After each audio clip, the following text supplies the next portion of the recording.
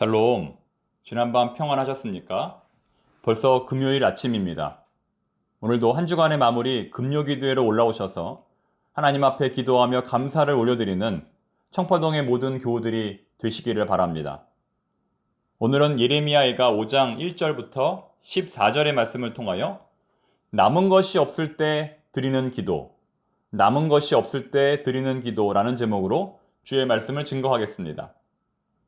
조금 가지고 있을 바에는 차라리 아무것도 없는 것이 낫습니다.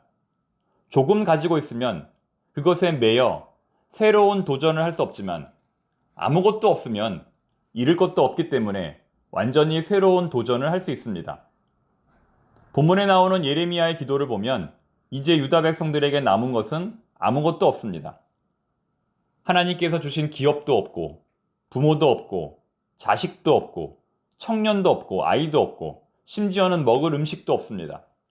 남은 것은 굶주린 배와 헐벗은 자신의 몸뚱아리 뿐입니다. 이럴 때 인간은 무엇을 할 수 있을까요? 구스타프 도레가 그린 이사야 선지자라는 그림이 있습니다. 이사야 선지자는 오늘 본문과 같은 상황에서 아무것도 없고 모든 것이 폐허가 된 상황에서 무너진 성벽 위에 올라가 무릎을 꿇고 하나님께 기도합니다.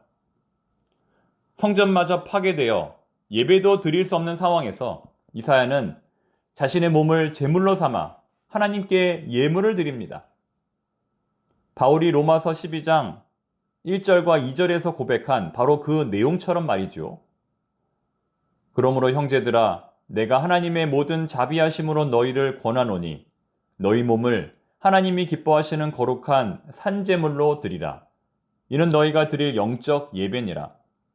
너희는 이 세대를 본받지 말고 오직 마음을 새롭게 함으로 변화를 받아 하나님의 선하시고 기뻐하시고 온전하신 뜻이 무엇인지 분별하도록 하라. 여러분, 하나님께 바쳐진 제물의 모습을 생각해 보십시오.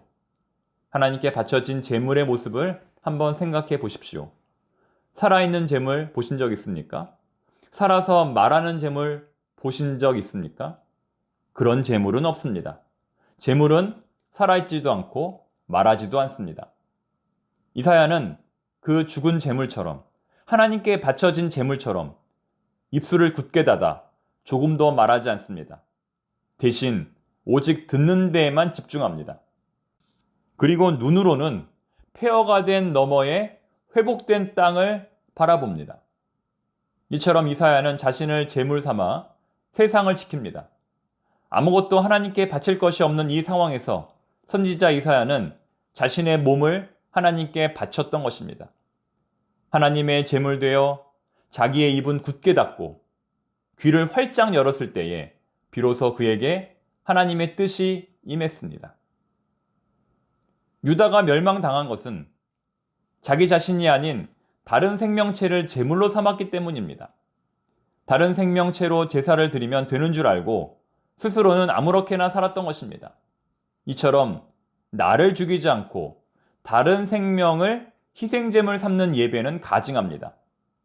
내가 아닌 다른 것을 제물로 삼는 예배가 반복된다면 이미 그 사람은 망한 것입니다. 어떤 예배가 하나님께 드릴 만한 예배일까요? 목사의 입장, 설교자의 입장에서 볼 때 한편의 설교를 준비하는 것은 아이를 해산하는 것과 유사합니다. 감히 출산과 설교 준비를 비교할 수는 없겠지만 그만큼 설교 준비가 녹록치 않다는 것입니다. 기도하고 읽고 쓰고 다듬고 외우고 또 기도하고 읽고 쓰고 다듬고 외우고 이러한 과정을 통해 한편의 설교를 준비합니다. 설교 앞뒤에 들어갈 찬송가를 고르는 것도 쉽지 않습니다. 찬송가의 가사 하나하나를 꼼꼼히 새겨본 뒤에 비로소 선택을 합니다. 설교 당일 강단에 올라가 설교를 하는 것은 또 다른 문제입니다. 그날의 컨디션에 따라 메시지의 강도가 달라져서는 안 되기 때문입니다. 머리가 아픈 날, 배가 아픈 날, 마음이 아픈 날.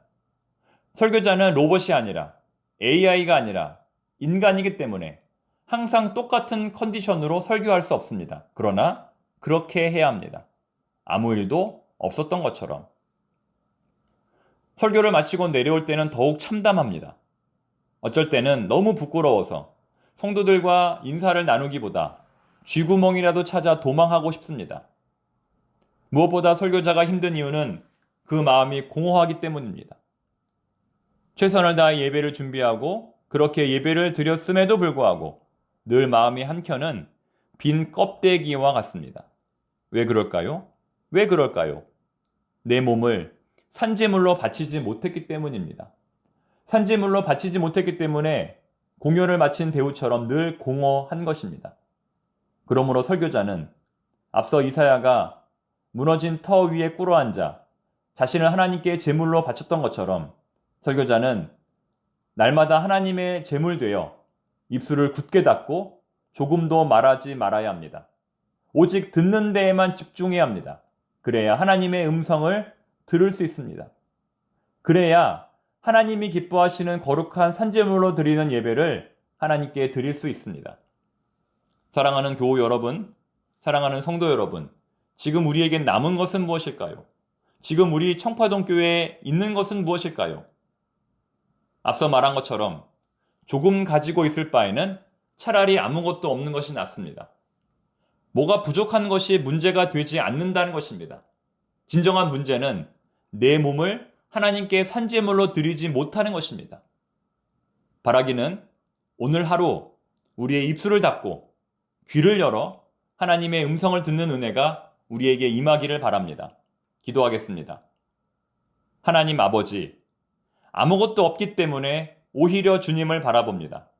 부족한 것이 많기 때문에 오히려 주님을 바라봅니다. 오늘 하루 입술을 닫고 귀를 열어 하나님의 음성을 듣는 은혜가 저희들에게 임하게 하여 주시옵소서. 예수님의 이름으로 기도드립니다. 아멘.